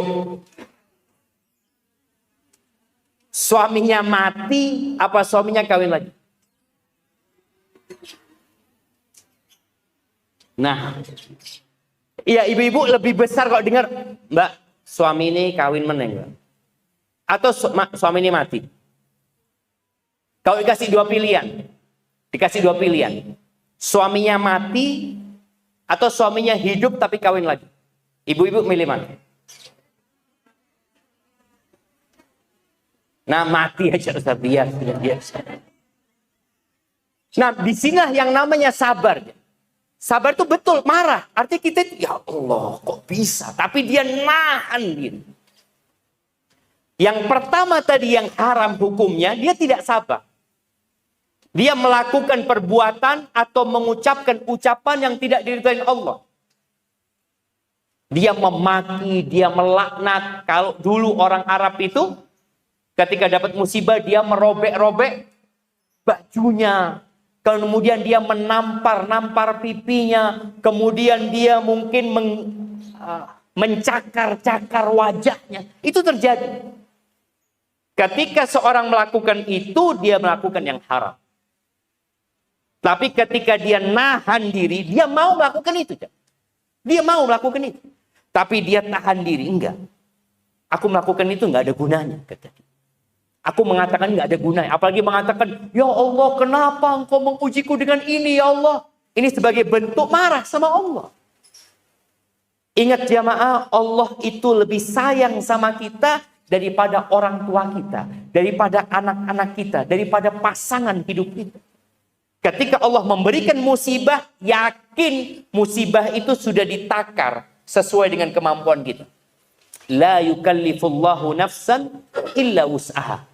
Nggak ada ceritanya, aku nggak mampu. Kalau nggak mampu, Allah nggak kasih musibah ini. Selesai, yakin. Aku nggak mampu dengan musibah ini. Loh, kalau nggak mampu, nggak akan menimpamu. Akan menimpa Fulan. Fulan mampu. Makanya kadang-kala ada orang mengatakan, Ustaz, ketika ana belum hijrah, ana musibahnya biasa-biasa aja, Ustaz. Tapi ketika hijrah, kok apa ya, badai terus. Ana sampaikan, kalau badai ini datang ketika antum belum hijrah, antum nggak mampu. Allah nggak kasih di sana. Ketika antum sudah hijrah, Allah berikan kepada antum karena antum sudah mampu. Yakin. Maka di sini perlu sabar. Tingkatan yang ketiga itu tadi ridho. Kalau ridho sudah tenang. Orang sabar ini nahan jemaah. Masih nahan, dia masih beban, dia wajahnya masih mungkin apa ya? Terlihat cemberut. Tapi orang ridho itu sudah, ya sudah qadarullah wa masya'afal. Dia sudah terlihat di wajahnya itu menerima. Kita lihat orang menerima sama orang sabar itu beda. Kemudian puncaknya itu bersyukur. Dia akan mengatakan alhamdulillah. Kok kena musibah kok ngomong alhamdulillah? Kata dia. Iya, alhamdulillah kakiku satu yang diamputasi. Allah bisa amputasi dua kaki. Allah cuma amputasi satu. Jadi setiap kena musibah, lihatlah bahwa Allah bisa memberikan musibah lebih besar dari itu. Orang kehilangan motor, alhamdulillah, cuma motor yang hilang. Allah bisa bikin kau kehilangan kedua matamu. Betul. Maka tolong bicara sabar ini, kalau ingin bahagia tadi, minimal sabar. Tapi kalau sudah bisa ridho, engkau akan tenang hidup. Dan ketika engkau bisa bersyukur kepada Allah, Masya Allah. Aku menjadi hamba Allah yang dipilih ya. Terakhir tadi beristighfar. Ketika mendapatkan berbuat dosa. Bicara istighfar ini ternyata kita nggak pernah berhenti berbuat dosa. Makanya habis sholat kita baca apa? Astagfirullah. Orang habis sholat malam, habis tahajud, sunnahnya apa? Istighfar. Loh kok bisa Ustaz? Aku kan tidak habis berbuat dosa Ustaz. Aku habis sholat malam Ustaz. Aku habis melakukan ibadah yang paling indah. Nggak ada orang yang tahu. Istighfar. Kenapa? Karena kita tidak pernah luput dari dosa. Dan istighfar ini juga akan mengangkat bala yang menimpa kita. Selain kita akan bahagia dengan kita memperbanyak istighfar, maka semoga kita semua bisa menjalani hidup ini dengan 3 hal tadi. Bersyukur, bersabar, dan beristighfar. Sebagai penutup, dalam kehidupan rumah tangga, wanita itu lebih mudah bersabar apa lebih mudah bersyukur? Mama. Ternyata perempuan itu lebih mudah bersabar. Sulit bersyukur. Sulit bersyukur. Nabi SAW ketika mengatakan kebanyakan penghuni neraka itu wanita. Kata Nabi SAW, penyebabnya itu yuksirna la'n. Perempuan itu banyak melaknat, omongannya nggak enak. Iya, bapak-bapak aman di situ. Kadang-kala perempuan kalau sakit hati ngomongnya pedes. Bukan cuma sama suaminya, sama anaknya. Iya. Sampai anak itu, ya Allah, ibuku kok kayak gitu loh ya. Dia pikir anaknya, ada mama yang mengatakan, ya Allah Ustaz, berat Ustaz menghadapi anak-anak itu. Padahal anaknya ngomong, ya Allah anak kalau bisa ganti emak, kata dia. Kadang-kadang merasa berat dengan anaknya berat dengan ibunya. Karena memang Allah menjadikan sebagian kita itu ujian untuk sebagian lainnya. Wa ja'alna ba'dakum li ba'din fitnah. Kata Allah, kami jadikan sebagian kalian itu fitnah untuk sebagian lain. Pembantu diuji sama bosnya. Bos diuji sama pembantu. Suami diuji sama istri. Istri diuji sama suaminya. Anak diuji sama bapaknya. Bapak diuji sama anaknya. Menantu diuji sama mertuanya. Mertua diuji sama menantunya. Itu kehidupan. Kita bisa sabar enggak? Maka tadi wanita banyak melaknat. Jadi kalau ngomong kadang-kadang perempuan itu pedes nyakitin hati. Itu kata Nabi SAW. Yang kedua, wa yakfurnal ihsan. Kufur dengan kebaikan suaminya. Kufur sama suami. Subhanallah jemaah. Tingkat kufurnya seorang wanita tadi. Makanya kenapa banyak wanita nggak bahagia nantinya di neraka tempatnya? Karena dia kurang bersyukur. Kalau engkau berbuat baik, kata Nabi SAW, lau ahsanta ila ihdahunad dahr. Kalau engkau berbuat baik kepada istrimu sepanjang tahun, kemudian engkau melakukan kesalahan sama dia, maka perempuan ini akan melupakan semua kebaikan suaminya. Dia akan mengatakan, ma ra'aitu minka khairan qat. Aku tidak pernah melihat kebaikan di dirimu sedikit pun. Yang terakhir yang dia lakukan apa? Kepingin berpisah sama suaminya. Makanya perempuan itu nggak dikasih hak menceraikan.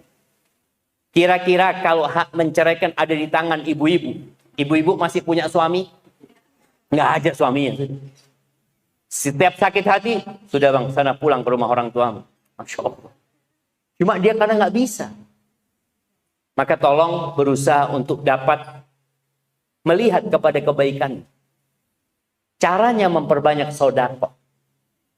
Jadi merubah karakter buruk itu, perempuan banyak bersedekah dengan hartanya. Bukan dengan harta suami. Pulang dari sini, gelangnya dilepas. Anak sedekah. Tasnya dilepas. Betul. Nabi SAW pada waktu itu bawa Bilal. Bilal itu bawa surban. Langsung keliling. Perempuan itu ketika disuruh tasaddaqna, kalian sedekah. Kebanyakan kalian di neraka. Itu perempuan melepas antingnya, dilemparkan ke surbannya Bilal. Melepas gelangnya, dilemparkan. Dari mereka inginnya masuk surga Allah Azza wa Jalla. Jadi tolong hal ini jangan dianggap remeh. Karena harapan anak, emak-emak bisa masuk surga sama suaminya. Jangan sampai suaminya nanti nggak kepingin ketemu emak-emak. Enggak loh Ustaz, anak capek sama fulana Ustaz. Jangan sampai jamaah.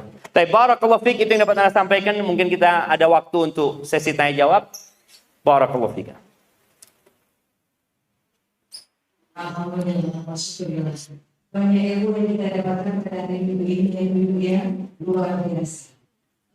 Ustaz, kalau tadi ada 4 hadiah untuk menjawab. Sekarang sudah habis hadiahnya, jadi cuma bertanya aja ya ibu ya, tentang hadiah ada apa ya? Ada berapa pertanyaan? 3 dulu mungkin. 3 ya? Iya. Tapi satu-satu aja. Mungkin ibu ada yang bertanya.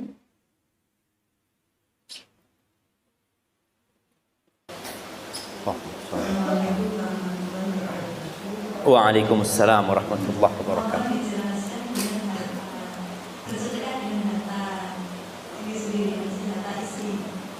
Bersedekah dengan harta istri.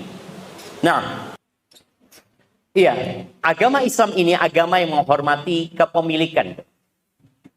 Hak milik itu sangat dihormati dalam Islam. Hartanya istri dalam agama kita. Boleh jadi istri punya harta yang pertama ketika dia menikah, mas kawin. Itu milik siapa? Milik istri. Kemudian boleh jadi istri ini anaknya orang kaya, dapat warisan. Itu milik dia. Atau istri punya usaha. Dia punya sumber penghasilan buat diri dia. Atau suami memberikan hadiah kepada istri.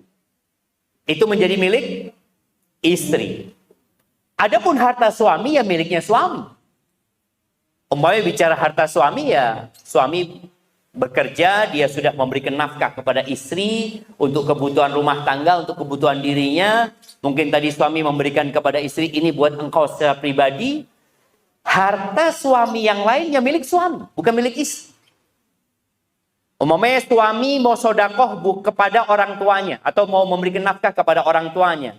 Suami mau membangun masjid. Apakah suami harus izin sama istrinya? Enggak, itu uangnya suami. Suami mau bersodakoh kepada keponakannya. Itu milik siapa? Milik suami, enggak perlu izin sama istri. Milik istri, pendapat yang benar juga enggak harus izin suami. Makanya ketika wanita-wanita sodakoh di saat Nabi SAW menyuruh mereka sodakoh, itu wanita nggak izin sama suaminya. Dia lepas gelangnya, dia lemparkan ke surbannya Bilal. Karena itu milik dia. Tapi ada yang milik suami. Milik suami itu yang hak pakai. Umpamanya ibu dikasih motor sama suaminya. Tapi BPKB ditahan sama dia. Berarti motornya punya siapa?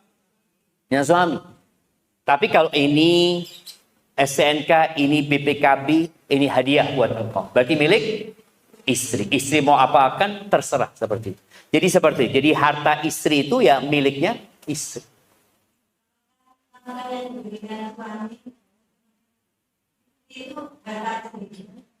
Nafkah itu boleh jadi bukan milik istri. Karena nafkah itu untuk kebutuhan rumah tangga. Kebutuhan anak, ya, gaji pembantu umpamanya, atau listrik. Jadi kalau dikasih suami umpamanya ini uang 10 juta. Kemudian bolehkah istri sedekah dengan 9 juta? Enggak, dia harus memenuhi kebutuhan rumah tangganya. Kalau suami mengatakan kalau ada sisanya buat engkau, berarti milik istri ketika itu. Barakallahu fiik. Nah,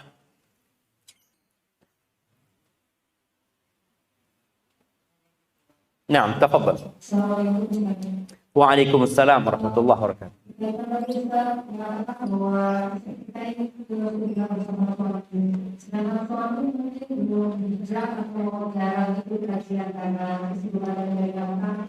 Bagaimana caranya kita memberitahu ilmu yang kita dapat pada suami supaya tidak menyinggung suami? Masya Allah. Nah, barakallahu fiik. Ya, kita lihat jamaah, kalau bicara suami istri ini, ada wanita-wanita yang kayak istrinya Nabi Nuh alaihissalam.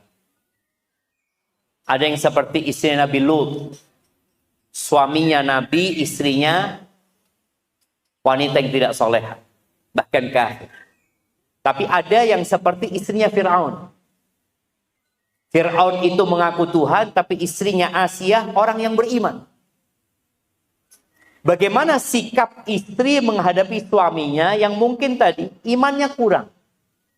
Boleh jadi suaminya bolong-bolong sholatnya. Boleh jadi suaminya masih nggak memperhatikan halal haram dalam pekerjaannya. Apa sikap istri? Yang pertama adalah memperbaiki diri istri. Dia perlu fokus memperbaiki antara dia sama Allah Azza wa Jalla. Karena orang yang mau ngasih tahu orang lain itu hendaklah dia bersih dulu. Dia berusaha untuk membersihkan dirinya. Yang kedua, dia memberikan pelayanan yang lebih kepada suami. Jadi ingat jamaah, kewajiban seorang istri berbakti sama suaminya, taat sama suaminya, itu bukan kalau suaminya soleh. Suaminya tetap dia wajib, walaupun suaminya mungkin bukan lelaki yang soleh ya, dia tetap wajib menghormatin suaminya. Maka nasihat anak kepada yang ingin merubah suaminya, tolong engkau memberikan servis yang lebih kepada suamimu. Sehingga suami itu akan kebingungan, kenapa istriku kok berubah gitu. Bukan hanya penampilannya yang berubah, bukan hanya pakaiannya yang berubah, tapi pelayanan dia kepada suami berubah. Karena ada wanita-wanita yang nggak mau melayani suami. Ya Allah Ustaz, suami anak ini nggak soleh Ustaz, buat apa anak melayani dia? Loh, dia nggak soleh antara dia sama Allah. Tapi engkau sebagai seorang istri wajib taat kepada suami, wajib menghargai suami. Ketika suami datang tidak ada lagi pertanyaan dari mana. Ibu-ibu ketika suaminya datang jangan pernah tanya dari mana. Tapi pertanyaannya apa? Mau apa? Itu yang ditanyakan. Karena ketika dia mau pulang sudah alhamdulillah mau pulang dia. Gimana kalau dia nggak mau pulang jemaah? Ketika pulang bagaimana dia menghormatin suaminya, tanya mau yang panas, yang mau yang dingin. Kalau bisa ada menu di rumah, fadhol bang, mau yang mana? Sekarang tinggal pesan online semua datang. Iya, artinya istri benar-benar memberikan pelayanan kepada suaminya. Kemudian yang ketiga, cari waktu yang tepat untuk ngobrol sama suami. Waktu yang suami sedang berbahagia, sedang gembira, sampaikan ada sesuatu yang ingin aku sampaikan umpamanya. Mungkin nggak bisa sekaligus. Kalau suami punya 10 kesalahan, mulai dengan yang paling penting dari kesalahan. Karena biasanya orang itu berbuat salah disebabkan lemahnya iman. Ajak suami untuk menguatkan keimanan. Ketika suami sibuk mencari nafkah, sekali-kali ajak ziarah kubur. Ayolah bang, ziarah kubur bang. Biar kita ingat sama akhirat. Kuburnya siapapun. Nggak harus kuburan kerabat kita. Ada kuburan dekat, yuk berangkat. Kita lihat ini loh, orang paling kaya sak Malang. Mati. Tunjukkan. Itu loh, orang paling berkuasa. Mati bang. Mau dibawa di kemana harta kita?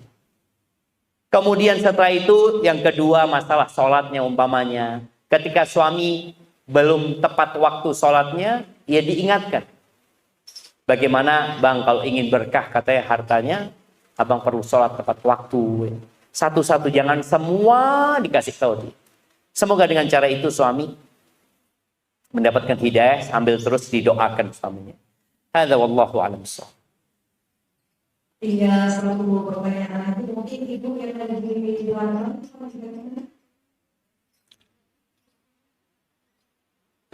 ada satu kesempatan, ada yang mau bertanya.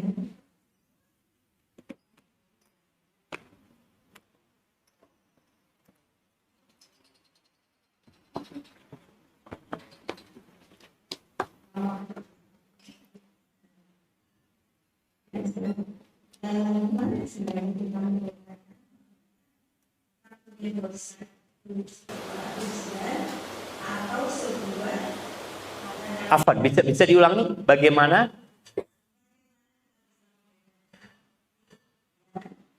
Atau apa yang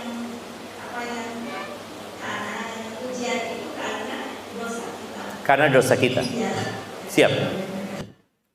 Nah, yang pertama jamaah, kita tidak pernah terluput dari dosa. Kalau bicara bagaimana kita membedakan itu ujian. Jadi ujian yang turun itu ada dua tujuannya buat orang beriman. Yang pertama menghapuskan dosa atau mengangkat derajat. Kalau buat orang-orang soleh, ujiannya untuk mengangkat derajat. Seperti ujian yang diberikan kepada Nabi Muhammad alaihi salatu wassalam. Tapi kalau buat orang-orang seperti kita, maka kita yakin ini karena dosa kita. Karena kita memang suka berbuat dosa. Sampai Abu Bakar saja, itu Nabi alaihi salatu wassalam menjelaskan kepada Abu Bakar.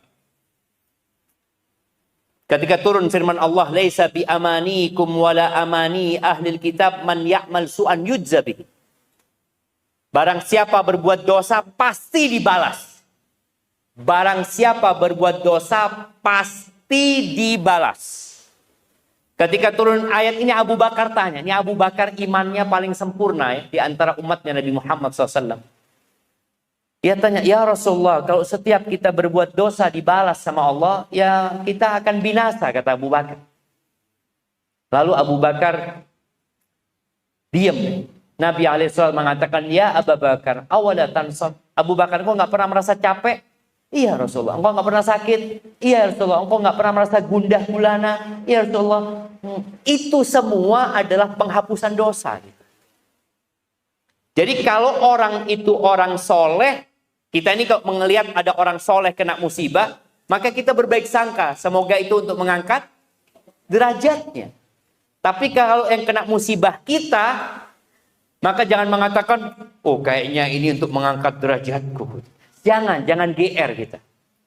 Karena kita banyak dosa. Kemudian yang namanya musibah itu bisa menjadi penghapus dosa dan pengangkat derajat dan bisa menjadi azab. Bagaimana menjadi adab? Sikap kita menerimanya. Kalau kita sabar, dapat penghapusan dosa dan dapat pengangkatan derajat.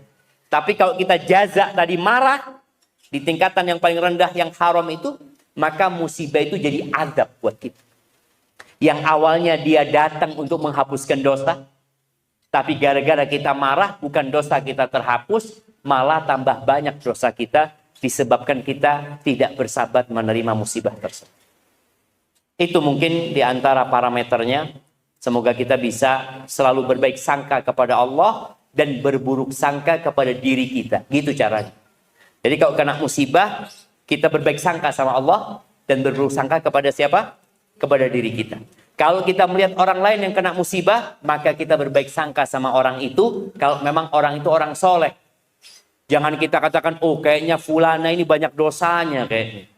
Dari mana kau tahu itu kena musibah? Oh belum tentu. Boleh jadi Allah hendak mengangkat derajat dia. Hadza wallahu a'lam bissawab.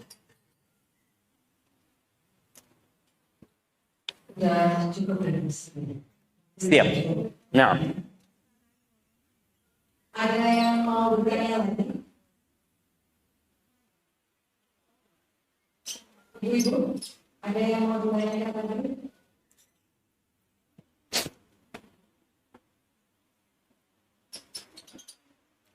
Ini mungkin biar tidak apa istilahnya, kalau istilahnya dan dengan nanti gitu ya. Kalau dari Ustaz mengatakan kita harus lebih banyak bersyukur. Jadi apapun kondisi kita harus banyak bersyukur. Tapi kalau kita masuk di rumahnya baru atau bersyukur ini, kita sama masuk ini perlu semangat selalu karena benar-benar saya juga bisa seperti itu boleh tidak sih? Banyak sekali yang terus-menerus gitu ya. Iya. Makanya kalau dari sini pulang ke tempatnya orang miskin aja nanti. Nah, iya jamaah tadi kita kalau melihat ke atas, kita tuh nggak akan pernah bersyukur. Makanya kalau kita ngelihat rumah ini, ya kita ngelihat ya Allah kapan aku punya seperti ini, itu sudah lupa dengan syukur sebenarnya. Karena yang dia milikin dia anggap bukan apa-apa. Nabi SAW menekankan mengatakan unzuru ila man huwa asfala minkum. Kalian fokus melihat kepada yang di bawah kalian. Wala tanduru.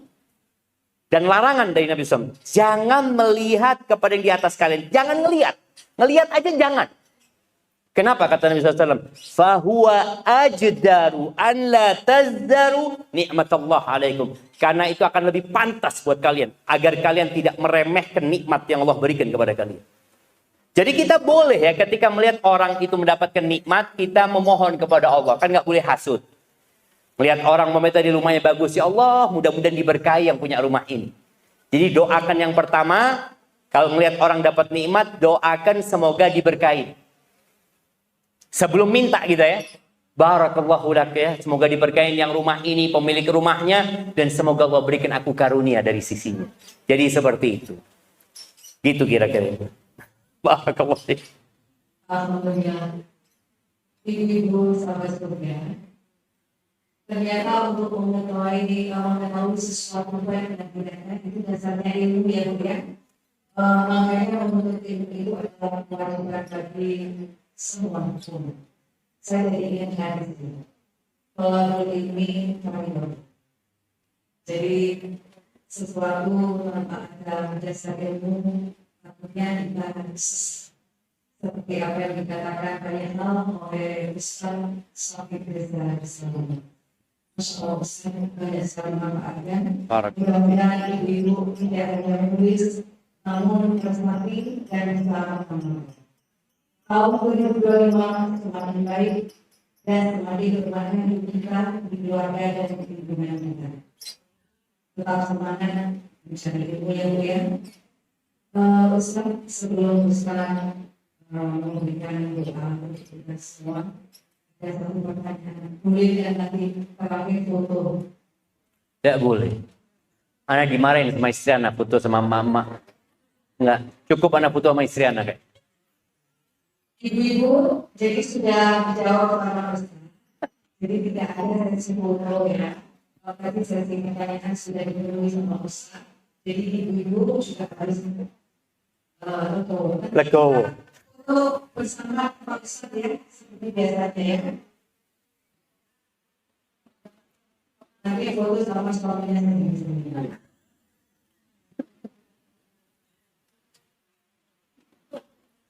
Kami mohon besar untuk acara ini. Siap. Barakallahu fiik jamaah. Ada sebuah doa yang sering Nabi bacakan ketika beliau berkumpul dengan para sahabatnya. Dan harapannya doa ini dihafal oleh semua nantinya. Supaya kita tahu apa yang kita pinta. Banyak di antara kita itu nggak tahu sebenarnya apa yang seharusnya dia minta kepada Allah Azza wa Jalla. Nabi SAW berdoa mengatakan, Allah maksim lana min khasyatik. Ma tahulu bihi bainana wa baina ma'asi. Ya Allah, kami memohon kepadamu agar dibagikan rasa takut kepadamu ya Allah. Yang dengan rasa takut itu engkau halangi kami dari berbuat dosa dan kemaksiatan. Wa min ta'atika ma tuballighuna bihi jannatak. Dan bagikan buat kami ketaatan kepadamu ya Allah. Yang dengannya engkau sampaikan kami ke surgamu. Wa minal yaqin ma tuhawwinu bihi alaina masaibat dunya.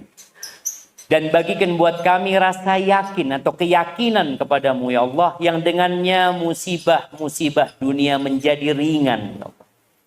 Wa matti'na bi asma'ina wa absarina wa quwwatina ma ahyaitana waj'alhu al-waritha minna. Dan jadikan kami ya Allah bisa menikmatin pendengaran kami, penglihatan kami, kekuatan kami selama kami hidup. Dan jadikan semua itu pewaris kami ya Allah. Waj'al sa'rana 'ala man zalamana wansurna 'ala man 'adana. Dan jadikan balas dendam kami kepada orang-orang yang menzalimi kami, ya Allah. Dan bantulah kami menghadapi orang-orang yang memusuhi kami. Wala taj'al musibatana fi dinina. Dan jangan jadikan musibah itu menimpa agama kami. Wala taj'alid dunya akbar hammina wala mablagha ilmina. Dan jangan jadikan dunia itu, ya Allah, ambisi kami yang terbesar dan puncak dari ilmu yang kami pelajari. Wala tusallit alaina man la yarhamuna. Dan jangan jadikan orang-orang yang tidak mengasihi kami sebagai penguasa atas kami. Rabbana atina fid dunya hasanah wa fil akhirati hasanah wa qina adzaban nar. Wa subhana rabbika rabbil izzati amma yasifun wa salamun alal mursalin walhamdulillahi rabbil alamin. Ana mohon undur diri. Wassalamualaikum warahmatullahi wabarakatuh.